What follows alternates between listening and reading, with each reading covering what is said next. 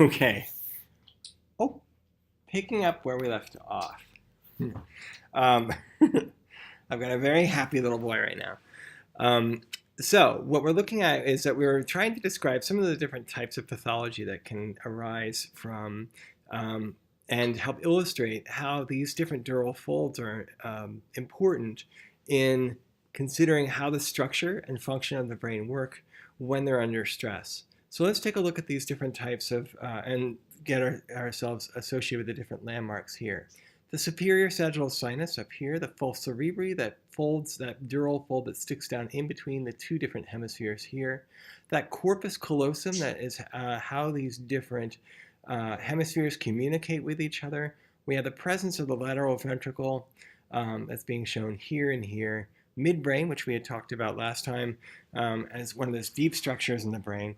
And then what we have here is a tentorium cerebelli, and then what we can see is the positioning of the medulla, the cerebellum here, that's not listed, but that's one of the structures there, and that transverse sinus.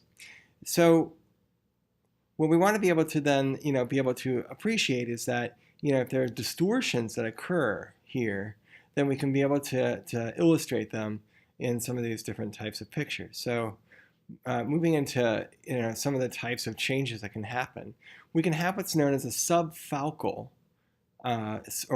movement or a cingulate herniation, in which there's a movement of this region that we'll define later as a cingulate gyrus underneath that false cerebri.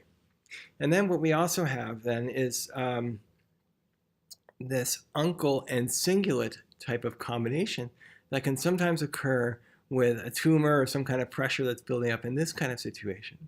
So here we have movement of tissue underneath the false cerebri, so this has been shifted over.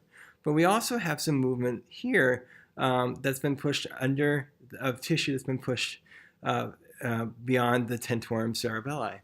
So you can imagine how important this can be, because this pressure that's shifting and pushing tissue around against these different dural folds can ultimately lead to strangulation of these different regions.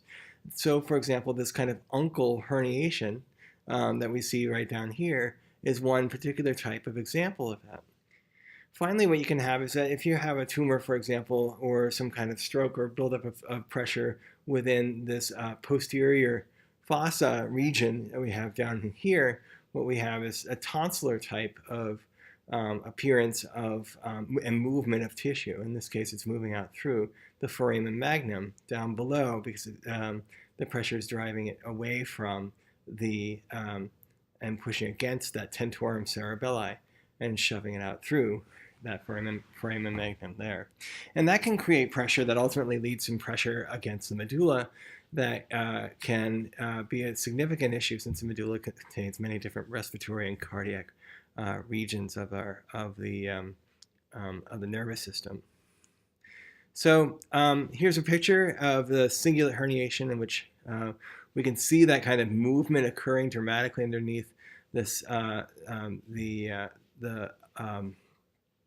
in this particular type of example here, and the false cerebri here, and then uncal herniation that's occurring here that was caused by a subdural hematoma in that left hemisphere. So I provided some extra slides that might be able to help reinforce these different types of concepts, but we're going to leave it here for fulfilling the different objectives that we have, and you can review those at your leisure.